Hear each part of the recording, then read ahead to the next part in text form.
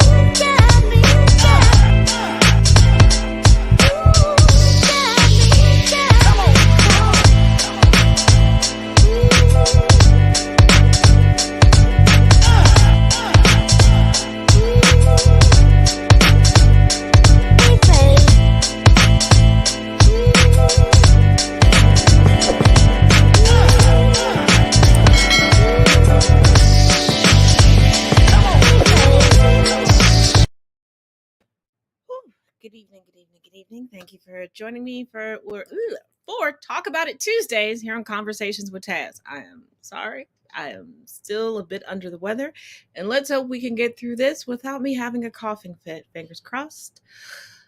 Good vibes only. And yes, I know it's not even Halloween yet, but never too late to bring out the Grinch.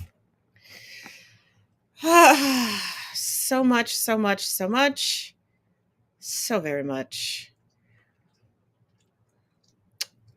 Where to get started? Let's do a quick news recap. Well, shit.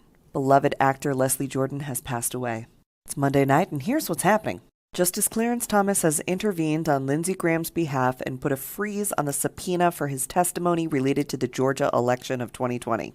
Director Tim Burton likened working at Disney to being Dumbo in the Horrible Circus and said he probably won't collaborate with them again. They are in the multiverse, and he can only handle one universe at a time.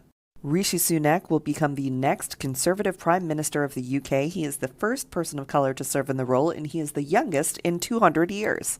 Ethan Crumbley, who killed 4 students at Oxford High School in Michigan, has pled guilty to all 24 counts against him. He will likely be sentenced to life without parole. His parents have pled not guilty to aiding and abetting him.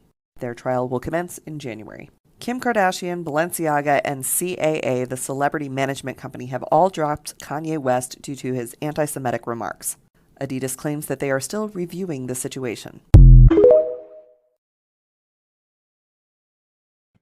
Now, there's one particular aspect of that recap that I do want to touch on. Now, it says that Kim Kardashian West has dropped Kanye.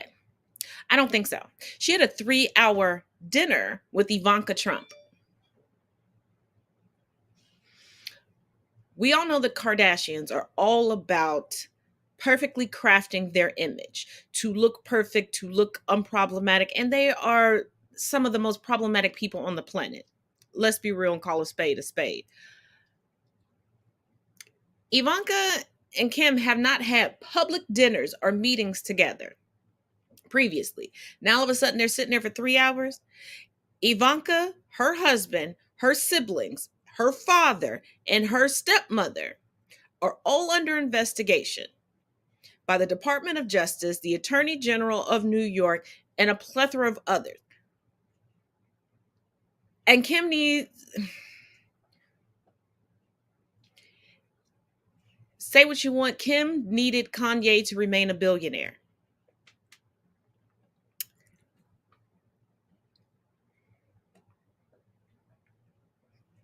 I mean, well, he did.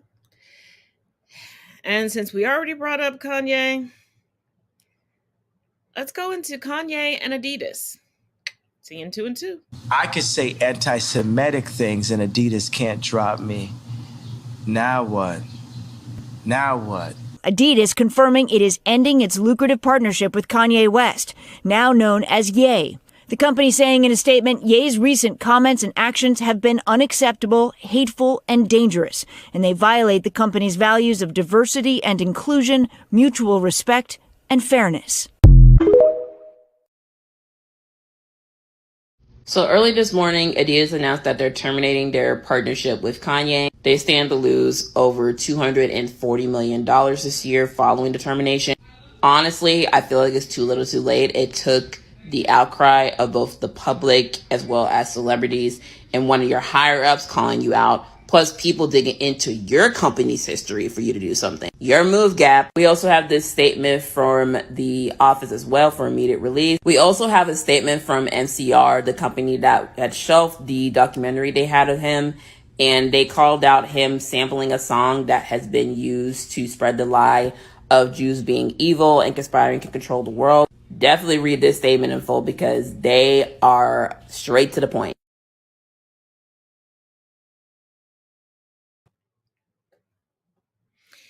Now, I know recently a lot of people have just discovered the heinous history of Adidas. But don't forget the company that was started by the brother of the founder of Adidas, Puma.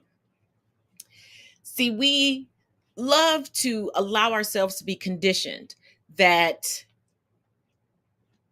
the origins of these companies have changed and evolved over the years because you see BIPOC faces being presented. Money is money. Capitalism is capitalism to them. If you remember a few months back, Kanye was crying out to the Black community to come in and save him because of the jacked up contract that he had with Adidas. But he didn't bring any Black faces to the table when he was negotiating that deal. And what made you think that the company that outfitted Nazi teens was going to do right by you contractually? They saw no problem in what he was saying. But it wasn't the outcry from everyone. It wasn't even the outcry that was coming from inside the house that made them change their mind. Their stocks plummeted. Their stocks plummeted.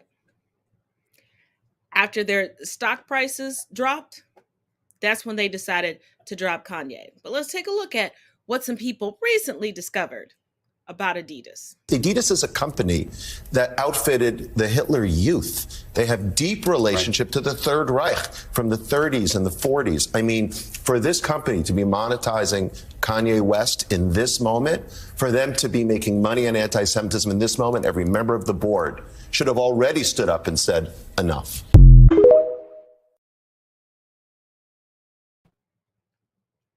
But why would they?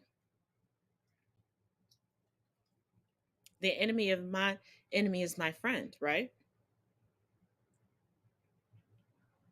He has a palatable, popular face.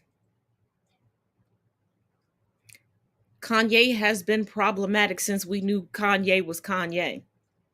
Kanye has been allowed to get away with egregious statements and egregious acts for decades now, even before his mother Donda passed away.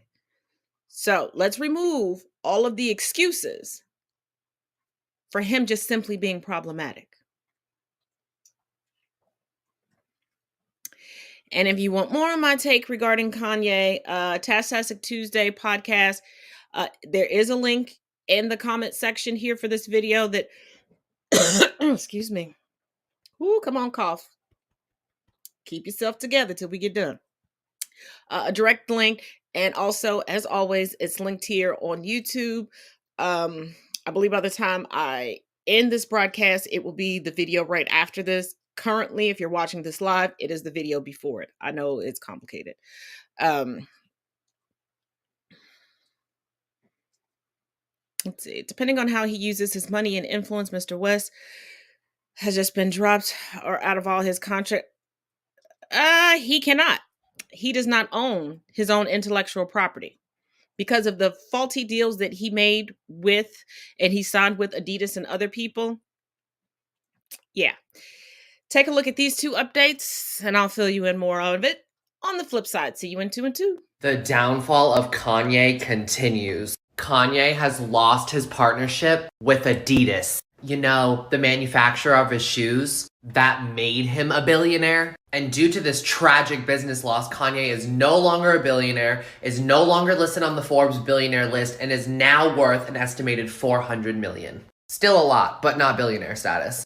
Add this to the list of collaborations Kanye has lost over the past week, and it's staggering. Balenciaga, Vogue, his own talent agency, both lawyers, personal and divorce. On top of the plummet of sales and streams of his music, the fact that he can't post on Instagram or Twitter, stadium shows canceled, as well as a documentary that was finished entirely thrown out. Holy shit. So the Daily Wire allegedly told Candace Owens she wasn't allowed to have Kanye on. Probably because he was spewing hateful and dangerous rhetoric that affected somebody that owns the platform, Ben Shapiro. It's weird how they understand cancel culture now, in this circumstance. I'm just kidding. They understand it all along. It's a grift. They're lying to you. People like Ben Shapiro and Candace Owens are Well, not only that, Kanye West, Candace Owens, the Hodge twins, Diamond and Silk, the list goes on, always tell you that racism doesn't exist. We're all on an equal playing field until they get smacked in the face with racism, and then they expect the Black community to come through and shine bright for them. But in the wee hours of the morning, because your girl was sick and had some insomnia, Candace Owens decided to tweet the following. As a company at Adidas has every right to sever ties with whomever. That said, they better pay Ye. We're not going to witness Ye's intellectual property be stolen and his life bankrupted while being told Black people need to shut up about it or suffer the same consequence. But I thought we were all equal. I thought this was just free speech, and I thought that it was fine. See, Candace Owens is concerned about Kanye West no longer being a billionaire because, remember, he is set to purchase Parler. That doesn't even have servers. You can no longer get it through the Google Play Store or the Apple's. But her husband is the CEO. See, just like Kanye West, Candace Owens consistently uses the Black community for financial gain, to big her up, to give her confidence, to get her through the rough times. And then she comes and then she tramples all over us and acts as if the woes of the Black community do not belong there. She acts like systemic oppression and racism no longer exists so that she can get validation and the proverbial bag from the white community. See, capitalism in the United States started on our backs. It's going to continue on our backs. That's why I told you all months ago, there are economies of certain states within the United States that are failing because guess what? They don't have slave labor anymore. And before you go, Taz, we haven't had slave labor since 1865. No, babies. In the 1990s, they were still shutting down plantations and there were people who still did not realize that they were free. Even a year or two ago, they were busting up plantations. And the 13th Amendment did not abolish slavery. It just changed the parameters of how you can be a slave. See, these privatized prisons are the economic foundation for far too many states within the United States. Without, once again, our labor, guess what? This country will fold. Just like without our almighty dollar, this country will fold. So stop giving your dollar what they don't want you to be. If they tell you you are not welcome in that space, quit sending your money in your place. Don't do that. Don't do that. You want some more Black spaces? You want some more safe spaces for the BIPOC community? Create it with your dollar. Create it with your voting.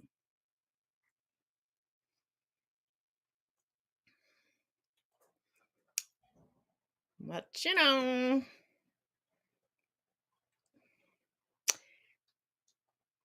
don't want to hear that, though.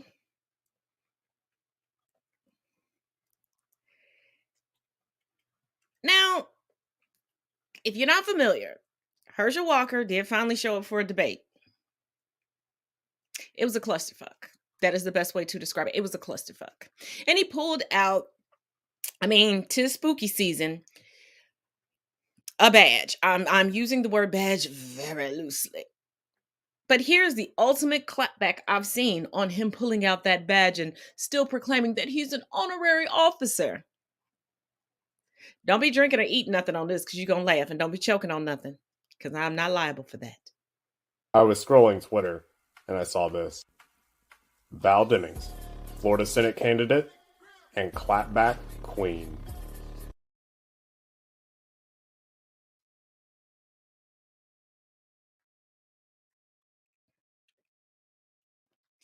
Love a black woman from infinity to infinity. Can't nobody put you in your place like a black woman. Woo, can't nobody put you in your place like a black woman. Now, if anybody is a Nike reseller or knows a Nike reseller, or you like to buy multiple pairs of Nikes for the holiday season, pay attention to this next clip because it may keep you out of the courtroom when it comes to Nike.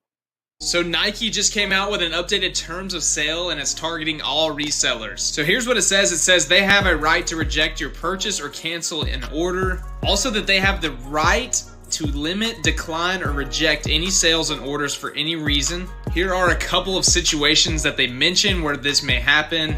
It says your order is flagged by our security systems as potentially fraudulent or an order placed with an automated ordering software technology, aka a bot. Also, there is evidence that your order, single or cumulative orders, was purchased for the purpose of resale, tax evasion, or other fraudulent purpose. So these are a few ways that Nike might use to determine who is actually a reseller: users who are purchasing multiple of the same SKU, users who are using coupons over and over again to get a lot of product, and also users who are canceling and returning orders.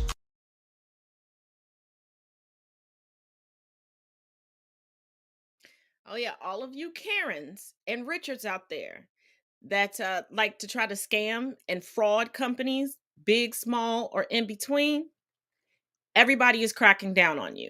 Everyone is cracking down on you. Y'all sit here and boast and brag about having all this money. A lot of times the reason why you have all this money and this discretionary income is because you're defrauding companies. We see it when you go to restaurants and you'll consume a whole meal and then say that it was disgusting and not to your liking and you want it comped. Yeah, those days are coming to an end. Those days are coming to an end. People are tired of your shit. And it's been past the time that we move away from that bullshit adage that was made to force primarily minorities into owing you their servitude. The whole tipping system and the customer is always right. No, the customer is always trying to get over.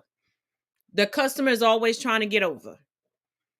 And if you own a business or you work, especially in retail, keep that in mind. The customer is genuinely always trying to get over. Stop bowing down to these customers like that's the last person that's coming through. Stop giving up all these freebies because they're going to keep doing it.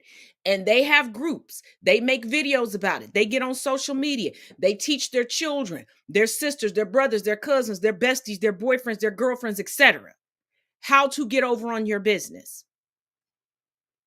So stop. Like, seriously, stop. Unless somebody comes in with valid stuff. And you can tell when it's valid and when it's not. Because these people are apologetic. These people aren't being boisterous and making it. No. Stop. And we got some Dahmer news. It's a quick one. Oh my God. Is this who we are? Is this what we represent? Yeah. Y'all are really still out here fangirling over Jeffrey Dahmer. And what I don't get are these white cisgender heterosexual women that are fangirling and acting like Jeffrey Dahmer was Teddy Pendergrass or Luther Vandross in their prime. He is not Marvin Gaye. Now, we all know that his father wants all the money.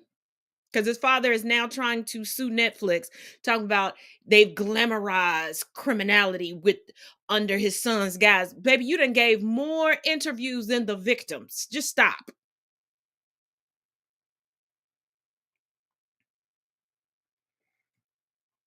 But you white women, you think it's funny and okay and apropos to force your children to dress up like Jeffrey Dahmer.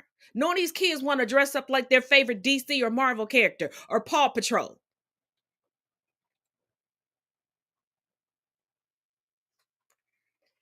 And now y'all done found this man's house. Do you think your crusty, unwashed panties was going to bring Jeffrey Dahmer up out of his grave? Well, it probably would.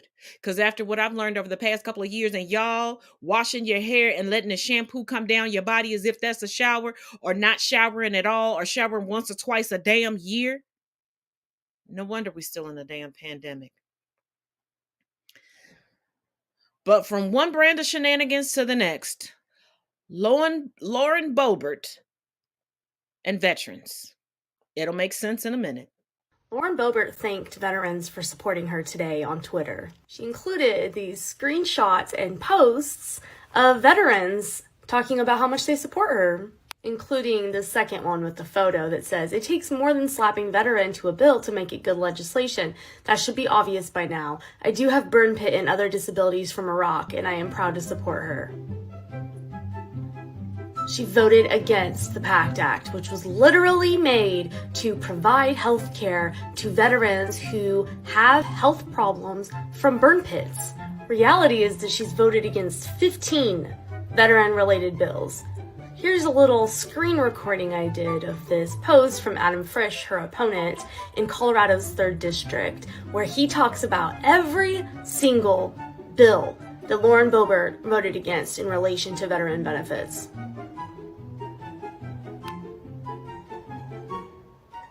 Come on, man. How can any veteran vote for her? She has not done anything for you. Literally nothing. How can somebody with actual health issues from burn pits vote for her? Why? I don't understand. You guys are voting against your own interests.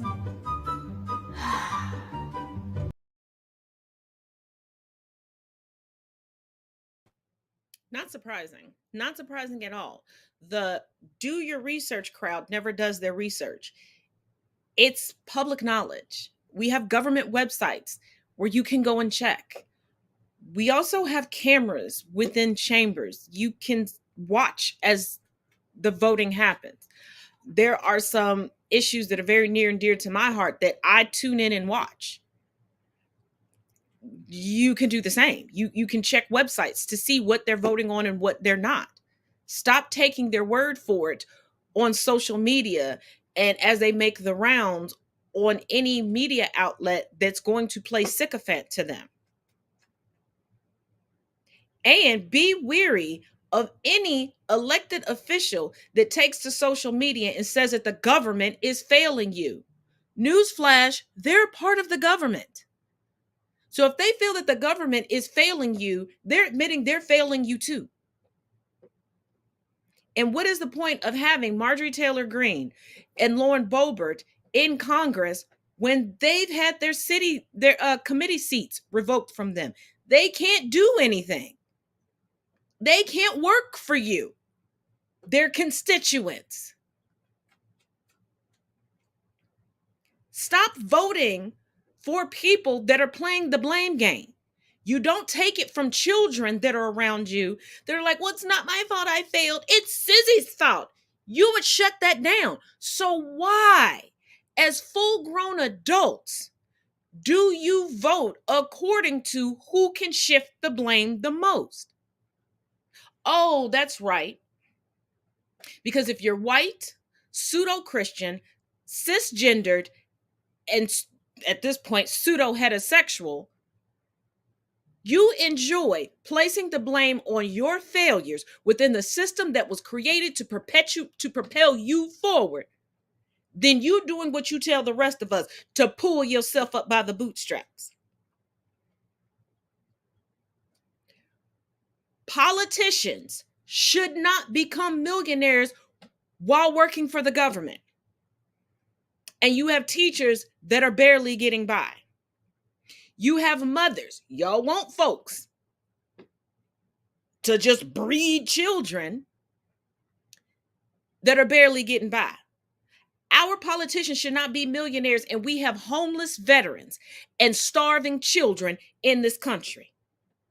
These are the same people who will tell you you do not need universal health care, but guess what they get?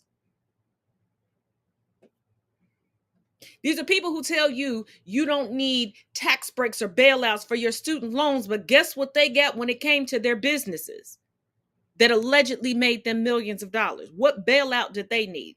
And speaking of student loan debt, linked into the description of this video is a link for you to apply for student debt relief.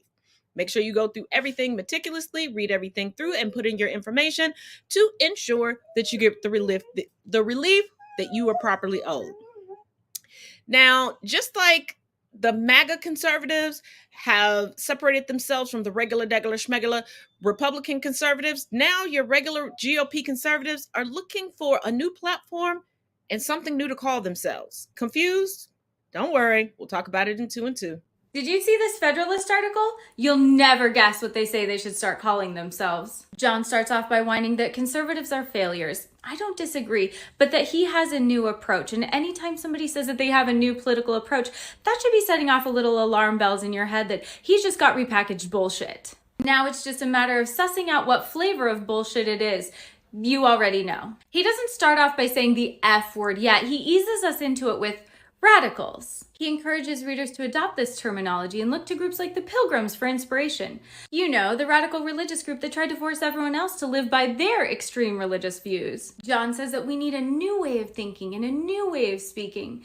Is conservatism not doing it for you anymore? Do you feel like you might be being replaced by groups that you spent years trying to demonize and dehumanize? Well, I've got just the thing. Let's try fascism. It's time for conservatives to drop outdated notions of small government. You think Jesus is a small government guy? No, he's a top-down authority. He's bringing a kingdom, and there's no democracy in a kingdom, bitches. It's time to get used to the idea of wielding power. They've tried that obstructionist Newt Gingrich shit for so long, and it's taking forever. We don't have time for this shit. Our voting demographics are aging and dying, so we need to get a move on. John says when the conservatives seize power, they're going to use the government as a blunt instrument. With the fascism comes the symbolism of using the government as a tool to beat your political opponents into submission. First up on the fascist chopping block are big tech and universities for spreading poisonous ideologies. Then we have no-fault divorces. And then they're going to expand the criminal code. And John finishes by saying, hey, all of you who say that power corrupts, probably, but we'll talk about it after we've won the war. People in blue states who've been feeling comfortable despite everything that's going on, you should be terrified. He's talking about you too. One of the scariest things about this is we don't know who funds the Federalists. John didn't just pull this out of his ass. He was paid to write this by rich donors. This is what they wanted written.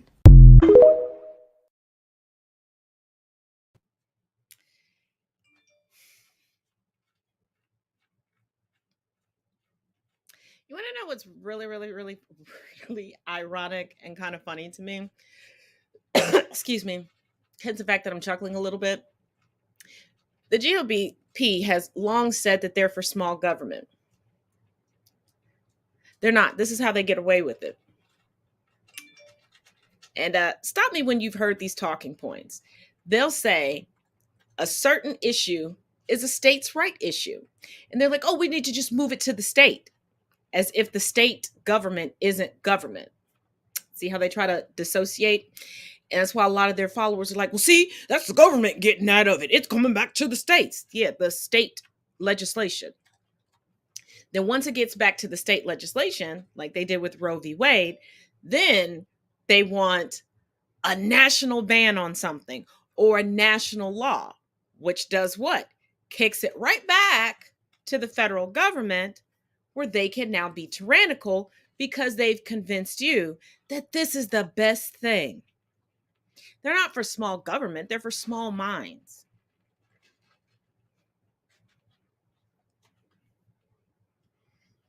Because right before they decide they increase their tyranny, they want to ban everything. Books, education, all sorts of things. See, they brag about their higher education and then tell you that getting a higher education is going to indoctrinate you with liberal ideologies, and that's so wrong. But was it wrong, Deborah, when you got that master's degree? They tell you to work hard for that company, and that company is your family, as they're the head of the company. Doing nothing but grifting you out of your retirement and funeral funds.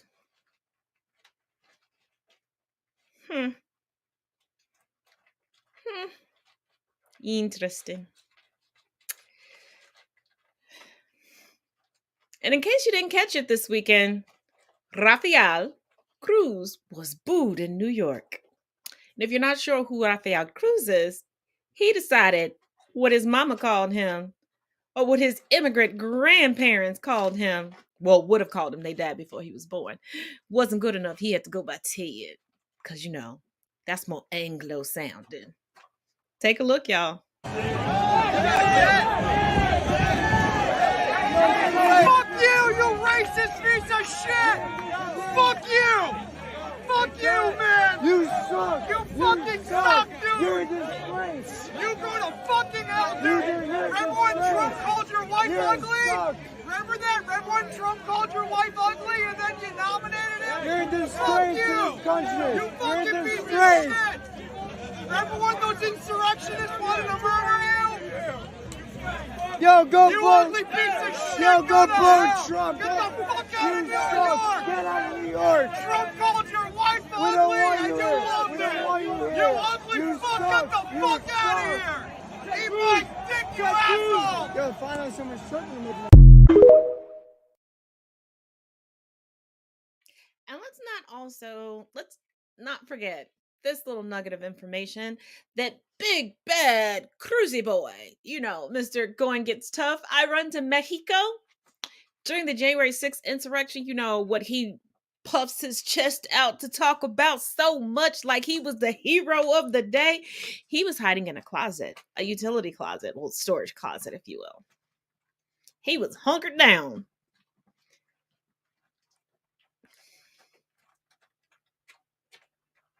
How very Hogan's heroes of you, cruisy boy. How's that alpha male machismo now?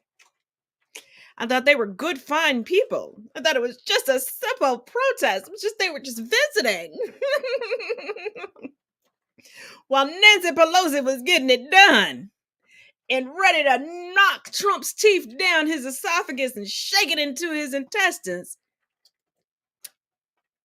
Were you calling for mommy? Hold on.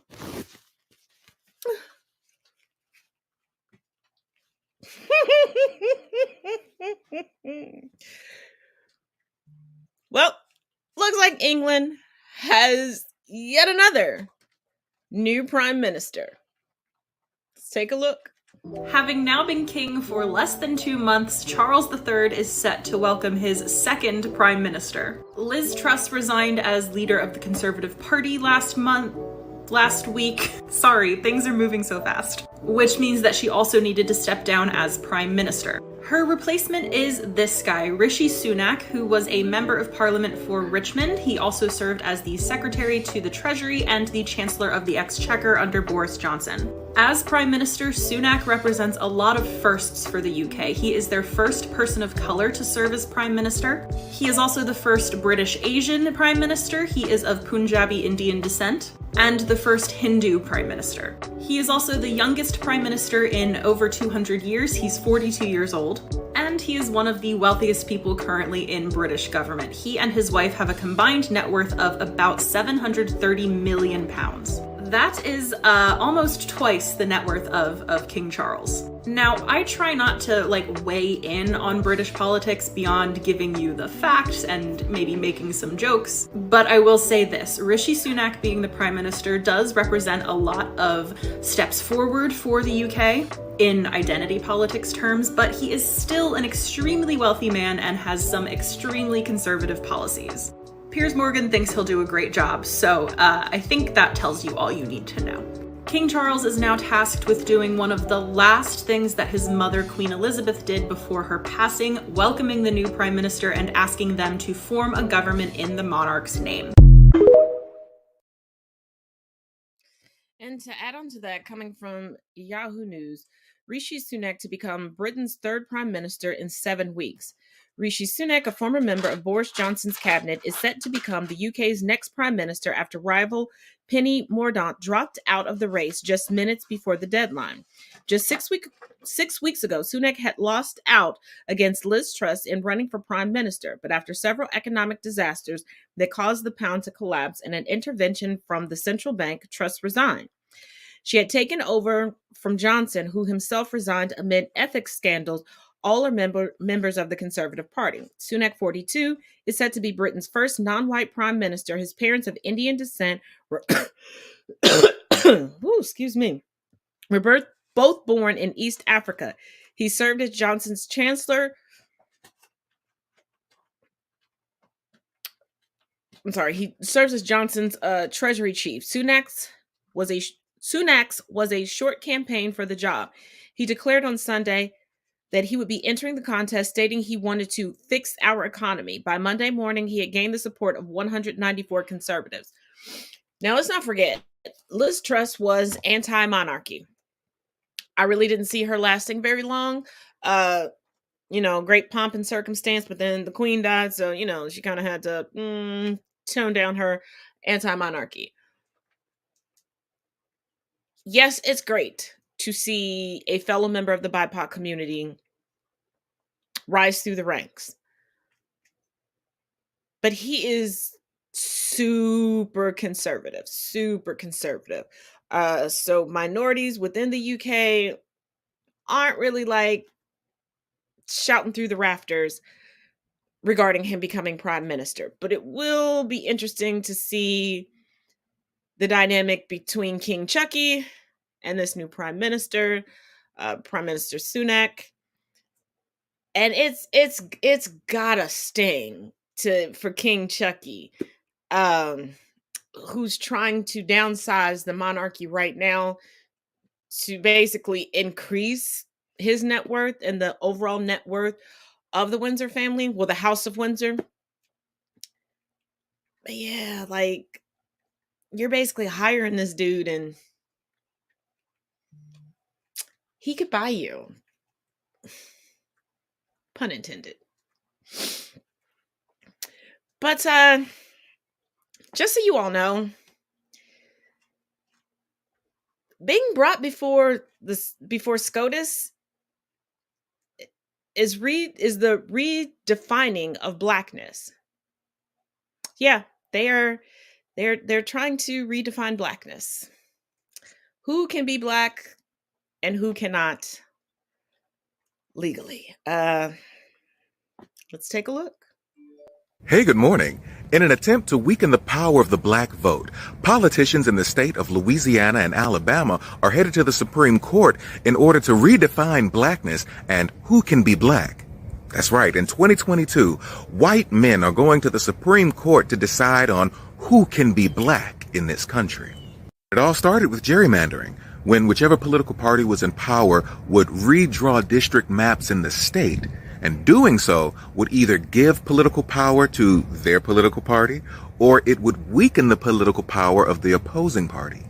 Well, Section 2 of the Voting Rights Act says, no, you can't do that.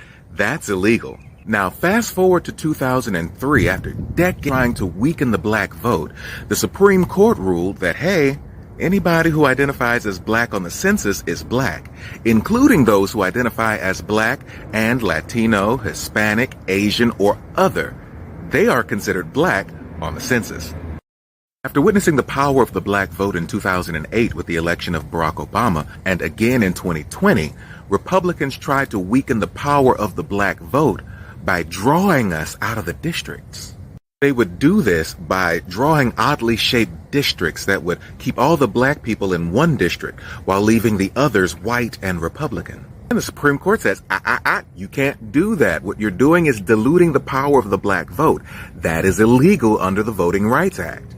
So politicians in Alabama and Louisiana said, well, if we can't weaken the power of the black vote that way, we'll just decide who's black and who's not. And in Alabama, we got Merrill v. Mulligan. Now, for centuries, the United States has used the one-drop rule to decide who's black in this country. Because whiteness is so exclusionary, if you had one drop of black blood, if you had one black ancestor, you were black and were excluded from all things white. Now politicians are saying that that's just too broad because now there are too many black people, too many black and Latino, too many black and Asian people. That's just too many people being black. So now we have to redefine who's black.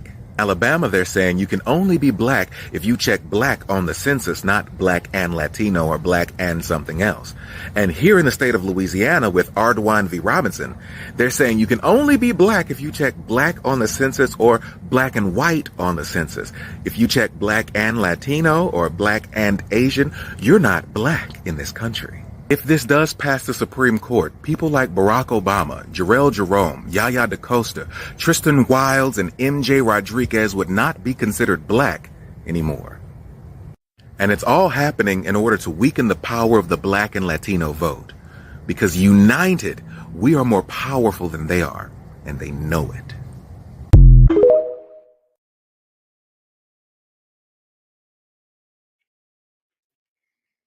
See, this is why so many of us say over and over and over again that white supremacy does not just hurt marginalized communities. It does not just hurt the BIPOC community.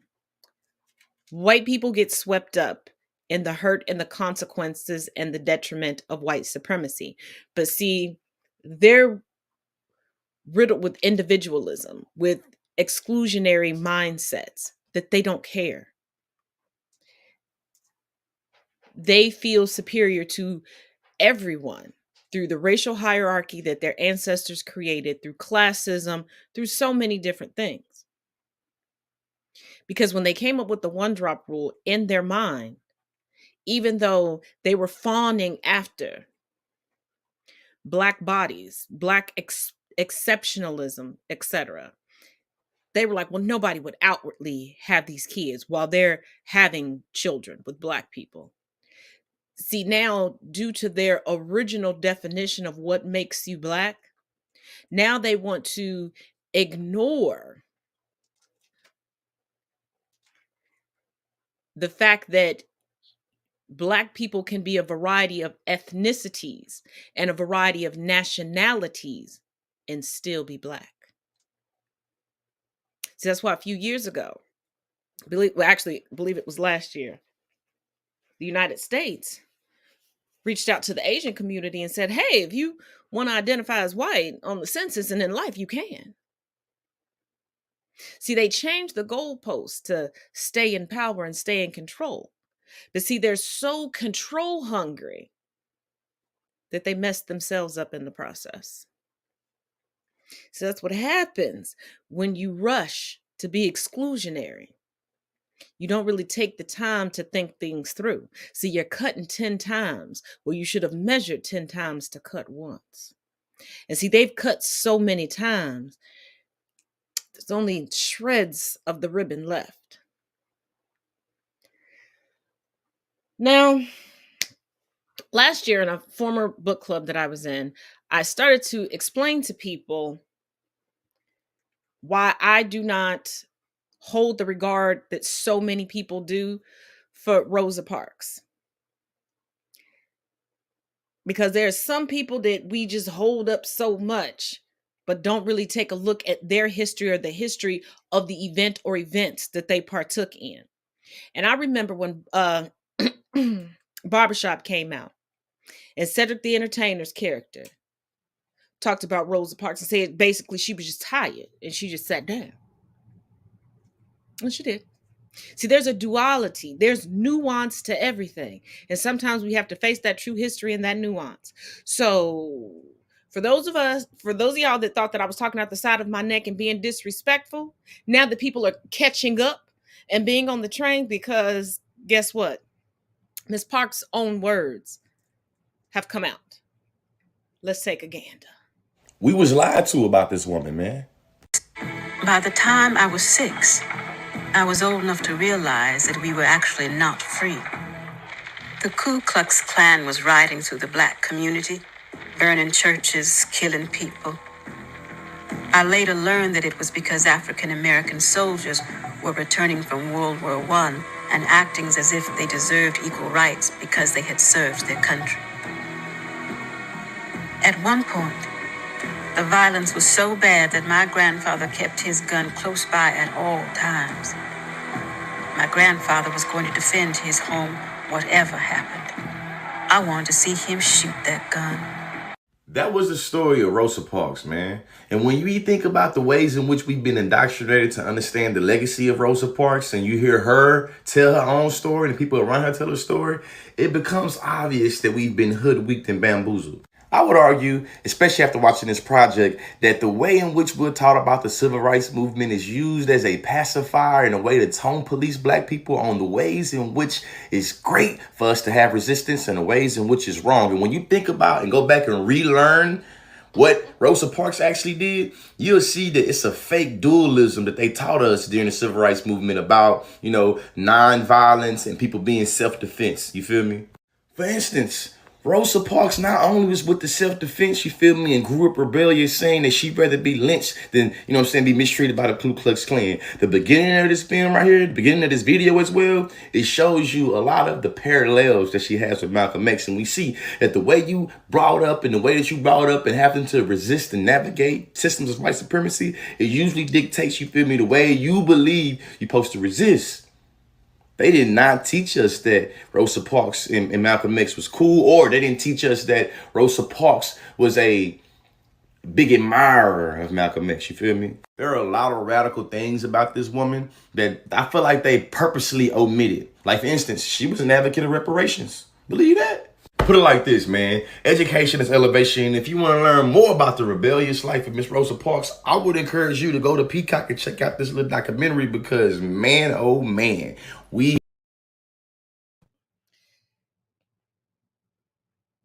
Let me take it a step further. For what Rosa Parks is known for, we need to give the proper person their flowers for, and that is Claudette Colvin. As you take a journey on learning about Rosa Parks, realize she was used as a figurehead. Realize the change that came from the Montgomery bus boycotts was not the boycotts themselves. It was the case that made it to the Supreme Court. And who was brave enough and strong enough? Claudette Colvin. And we also have to be honest with ourselves regarding how colorism played into the civil rights era within the United States. The talented 10th, who was put at the forefront of movements, why white people were allowed in the foundation and the boards of groups and organizations meant to benefit Black people. We have to realize that, yes, we had rebellious people, but we had people dually live a lie. We had people take credit for things where the ball was already rolling. We had some great orators that would come into cities, rile up the city, but the aftermath was taken care of by other people. The formation of the rallies was taken care of other people. The housing, the transportation, the getting the word out, the hiding people, the getting together bail money.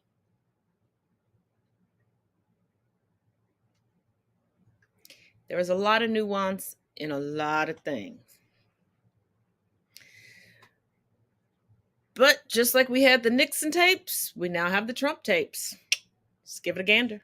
A president who was caught completely underprepared and did very little in those first crucial months to course correct. Even though 2 of Trump's top national security advisors told Woodward directly that they gave Donald Trump a clear and direct warning on January 28th, 2020.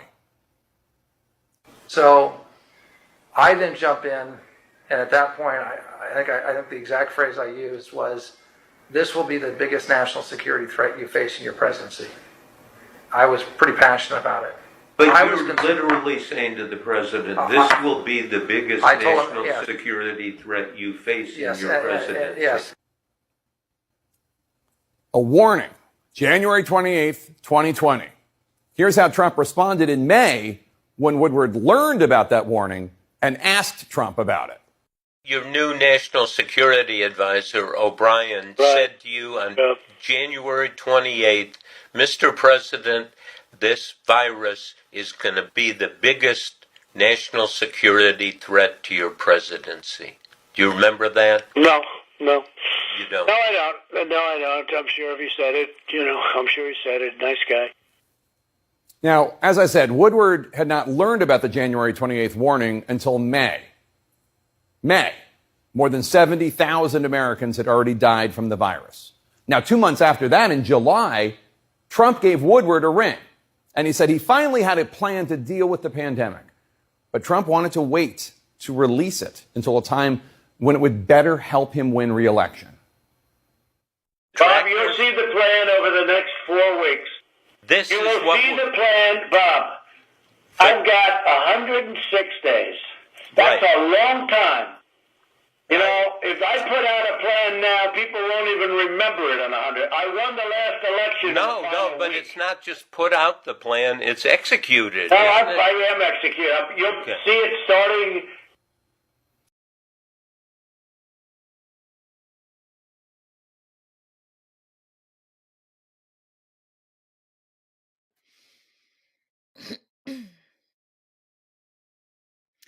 I wish I could say that it amazes me that people still so fervently follow Trump and believe in his grifts and go to all these, it seems like, daily rallies that he has. He did not care about the loss of life because he knows full well the people who are going to listen to him and believe his shenanigans are the people he needed to secure the votes that he desired to win a second term as POTUS.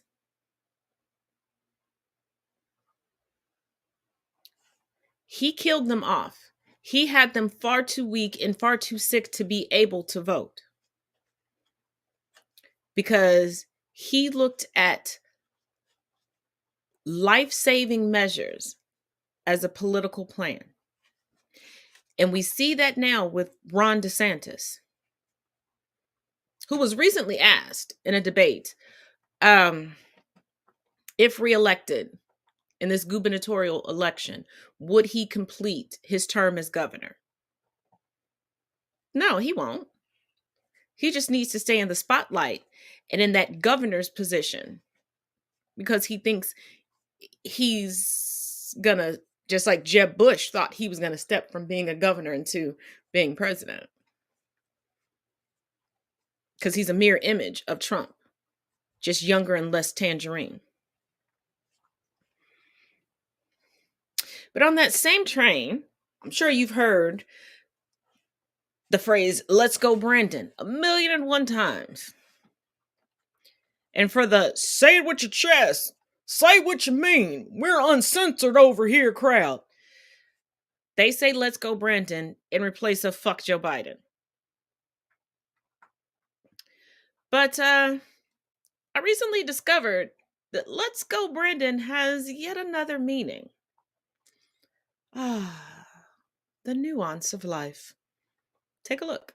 I have many thoughts about this headline, but the fact that we've been listening to conservatives scream "let's go Brandon" for who knows how many months now, and "let's go Brandon" is a series of gay porn. I find a certain level of irony in that. And it's also quite ironic that the star of that film was arrested for beating up a bunch of neo-Nazis. So from now on, anytime I hear a conservative say, "Let's go, Brandon," I'm just going to reply and say, "Oh, that's great that you like gay porn. Thank you for sharing that information with us."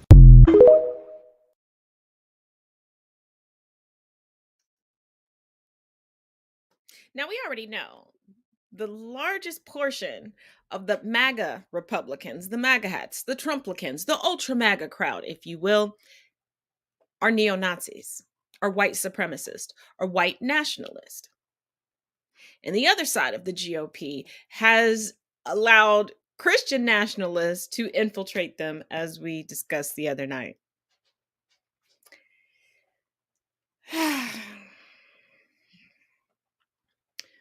But let's get into some more politics. Lindsey Graham said that if the Republicans win the midterms this November, that they will cut your Social Security and Medicare benefits. This means that your grandmother, your grandfather, your uncle, your aunt, your dad, or your mom will not be able to cash any more Social Security checks because those checks will not exist under a Republican majority. And the reason that Lindsey Graham says they want to cut these entitlements is because they believe the government is spending too much, even though the money that comes from your Social Security benefits was paid into by you from your long, hard years of working a job. Democratic gubernatorial candidate Charlie Crist just humiliated Ron DeSantis on the debate stage with a very simple question. Watch this and pay attention specifically to Ron DeSantis' face. Ron, you talk about Joe Biden a lot. I understand. You think you're going to be running against him. I can see how you might get confused. But you're running for governor. You're running for governor. And I have a question for you. You're running for governor. Why don't you look in the eyes of the people of the state of Florida and say to them, if you're reelected, you will serve a full 4-year term as governor? Yes or no? Yes or no, Ron? Will you serve a full 4-year term if you're reelected governor of Florida? It's not a tough question. It's a fair question. He won't tell you. Yes or no, Ron? Will you serve a full 4-year term if you're reelected governor of Florida? It's not a tough question. It's a fair question. He won't tell you.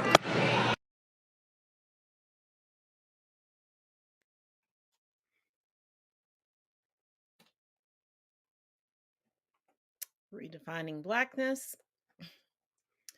redistricting, criminalizing transportation and refreshments while in line. Sounds like the Jim Crow era. Sounds like Reconstruction. Oh, did I forget about the poll watchers? Here's the poll watchers. You're right about these weird media people setting up outside of the ballot boxes. We actually have a video of a couple of them here in Arizona. Check this out. Watch the boxes, and before I make any kind of statement or anything, I'd like to get in the sun can, getting some vitamin D. So you're getting vitamin D, or you're watching the drop boxes? Both, yeah. Has anyone responded to you driving through? Has anyone said anything? Before I say any more, I need to call somebody. Okay. So, who are you going to call? give me just a minute. Okay. What organization are you with? It's Clean Elections USA. Clean Elections USA. Okay. Have you been talking to anyone down there? I'm not allowed to talk to anybody. Actually, I'd like to talk to them before I talk to you. Okay. That's fine. What's your name? Nicole with ABC 15. Oh. Are you with Clean Elections USA too, or are you with someone else? I'm not supposed to be having a discussion with anybody about anything. I'm just here. You're just taking in the vitamin D. And you're recording, it looks like. The vitamin D flying into my body. You're recording the vitamin D flying into your body. Okay. So are you recording the drop boxes then? I'm really not able to comment. Okay. But thank you. So what exactly are you doing out here then? I'm not able to comment. Okay. Has anyone been reacting to you, talking to you? I'm not able to comment. Okay. Is there a reason why not? Like, who told you that you can't comment? I'm not able to comment. Okay. Can't comment on anything. Okay. How long have you been out here? I'm not able to comment. Okay. See, we got the camera, we got the pizza. Like, wow. I mean, the dude was kind of funny because he clearly forgot the talking point at first. He was like, oh yeah, I want to talk to the vitamin D. Yeah, just taking in the vitamin D. But you know, I did go ahead and go to cleanelectionsusa.org's website and read about them, and guess what? It's just as fucking unhinged as you'd expect. In Arizona, if we elect Mark Fincham as our Secretary of State, this is what we can expect. There will be armed people sitting outside of ballot boxes. And it'll be sanctioned by the state. So make sure you get your ass out and vote November 8th, or get your ballot in the mail early, because it matters.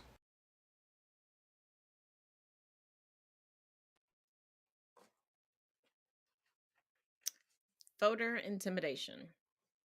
Still don't believe that your vote counts? Still don't believe that your vote matters? Because if it didn't, they wouldn't be worried about you going out to cast your vote. They wouldn't be physically there to intimidate you. They have gone from just being armed, sitting in the back of pickup trucks, to now being armed with full equipment to record you dropping off your ballots. And let's not forget, in the last presidential election, they were setting up fake ballot boxes, but then accusing the opposing side of voter fraud. Now, if you remember Ethan Crumbley, he has put in a plea. Let's check in. Ethan Crumbley pleading guilty to all the murder charges affect his parents' charges for involuntary manslaughter. At the plea hearing where Ethan Crumbley pled guilty to all the murder charges, Ethan Crumbley told the court that he had full access to the firearm and ammunition that he used in the school shooting. This contradicts the claims by the parents that the firearm and ammunition were secured away from Ethan Crumbley. Just remember that Ethan Crumbley's parents are currently being held no bond because the court found that they were a flight risk. This is because prosecutors showed the court that after involuntary manslaughter charges were brought against the parents, they attempted to run and hide and leave their child, Ethan Crumbley, behind. I suspect Ethan Crumbley is going to be the state's star witness against James and Jennifer Crumbley at their trial for involuntary manslaughter. Oh, definitely. At this point in time, Ethan's seen the news. Ethan has not been visited by his parents. And no matter how his attorney, that's a public defender, basically, has tried to spin it as to why his parents haven't come to visit him, he knows that they were leaving him to hold the bag. Let us not forget that while the school shooting that he was texting his mother. He was texting his parents.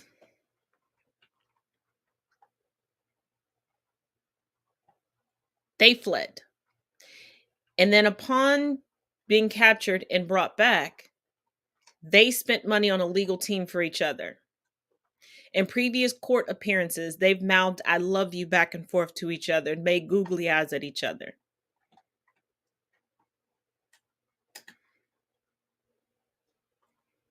But we're the savages. I guess even after a few generations, you can't make people have an emotional attachment to their own offspring when historically and ancestrally they've never raised them. They've just used them as pawns to get ahead. Now, I know many of you have heard the stories and they keep perpetuating it, but as a measure of fear-mongering nowadays of candy being laced with this, candy being laced with that. Check your kids' candy. Want to know where that came from? Sit back. This is a long one, but it's worth it. On October 31st, 1974, Ronald Clark O'Brien took his 8-year-old son Timothy and daughter Elizabeth trick-or-treating in Pasadena, Texas. The three of them, along with another neighbor and his 2 children that the kids were close with, loaded up into the car and drove to Pasadena from their neighborhood in Deer Park, Texas. While trick-or-treating, they were at one home, and it was clear that the homeowner was not there. So the kids ran ahead to the next house, leaving Ronald behind. By the time that Ronald caught up with the rest of the group, he presented them with 5 extra large pixie sticks. He told the kids and their neighbor that as he was walking away, the homeowner came to the door and handed him these pixie sticks. He told the kids not to worry about it, he would hold on to them because they were too large to fit in their trick-or-treating bags. They ended up having to leave a little earlier than they wanted to because it started to rain, and in the car, Ronald gave a pixie stick to his son Timothy, his daughter Elizabeth, and one to each of the 2 neighborhood kids. And when they got home, they still had the 5th pixie stick. So one of the kids that was trick-or-treating in his neighborhood in Deer Park, he recognized from church, and he gave this 5th pixie stick to the church kid. Ronald actually knew this kid and his family very well because he was a deacon at their local church, Second Baptist Church in Deer Park, and on top of this, he ran a local bus program, all the while still working his job at Texas State Optical. So inside the home, the kids are showing Diane, their mother, Ronald's wife, everything that they got while trick-or-treating, and the parents are like, okay, but you can have 1 piece of candy and then we have to get ready for bed. According to Ronald, Timothy picked the giant pixie stick, of course, but he was having a hard time getting it open because of the staples. So Ronald went and opened it for him and then had to break apart the candy because it was kind of like clumped up at the top. After this, Timothy began enjoying his pixie stick, but then moments later, he spit it out and was like, it is so bitter. I need something to drink. So Ronald got him some Kool-Aid to wash it down with, and then he was sent to go brush his teeth. But moments after this, Timothy began vomiting uncontrollably, and eventually it turned into convulsing, and they ended up having to call an ambulance. Ronald held his son as he waited for the ambulance to arrive, but it was too late. On the way to the hospital, Timothy lost his life at just 8 years old. Quickly, doctors were able to determine that Timothy had been poisoned with potassium cyanide. Ronald and Diane immediately brought in the pixie stick and had it tested, and the top 2 inches was filled with potassium cyanide. Police were able to collect all 5 pixie sticks when they learned that every single one of them had been laced. Each of the pixie sticks were filled with enough potassium cyanide to kill 2 to 3 full-grown adults. The news of Timothy's death spread quickly, and the entire community was terrified. As news of Timothy's death spread, the entire community was terrified. They were packing up all of their children's trick-or-treating candies and taking them to the police station to be searched. Meanwhile, because Ronald claimed to not remember which house exactly that it was where he had gotten the pixie sticks, investigators were going door to door in these Pasadena neighborhoods searching for this home. But something wasn't adding up because not only did nobody in these neighborhoods claim to have been giving out pixie sticks, not a single other child in these areas received the extra large pixie stick. Eventually, Ronald was able to remember which house it was, and this house belonged to a man named Courtney Melvin. Investigators brought Courtney Melvin in for questioning when they learned that on the night of Halloween, he was not even home until 11 p.m. because he was working his job as an air traffic controller at William P. Hobby Airport. Investigators interviewed 200 of his co-workers at the airport to confirm his story, therefore ruling him out as a suspect. Investigators even searched Courtney Melvin's home to be sure that there were no signs of forced entry. Still, there was nothing, and they were at a complete standstill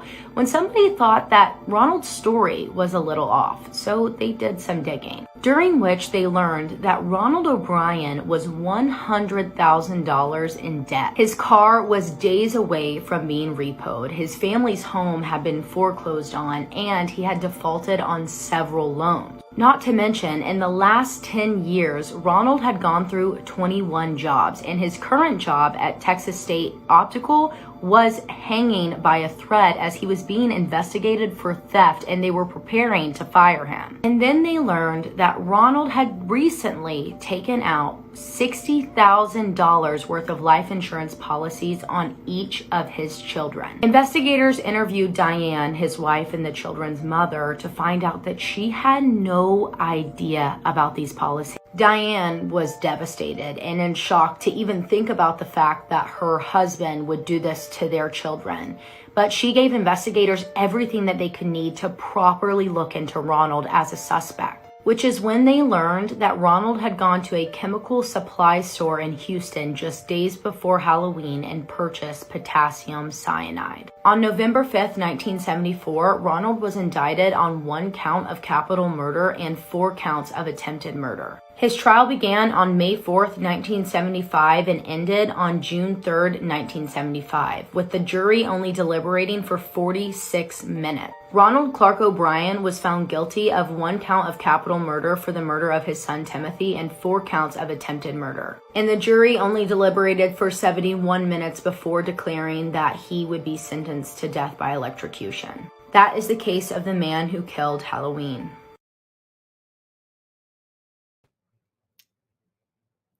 So now that you know the actual truth and the facts behind it, stop perpetuating these crazy horror stories for the sake of fear-mongering every year around Halloween. Yes, there are certain dangers you should look out for, but it's more people trying to snatch up children. So please stop letting your small children go out and trick-or-treat by themselves. Make sure that there are reflective strips on your children, even when walking with them. Avoid problematic costumes. But like right now they're saying that rainbow fentanyl is being given. First of all, drug dealers and drug addicts are not going to be giving away product. Drug dealers are trying to make a profit. Drug addicts are trying to get high. I'm not condoning either. I'm just stating facts. There was no mass hysteria of everybody doing this in every neighborhood. There was one man. But as always, thank you for joining me here on Talk About It Tuesdays, here at Conversations with Taz. I will see you tomorrow. We'll get into it with Taz and Chris. And as always, each one teach one, each one reach one. Now that was a lot of damage. Woo!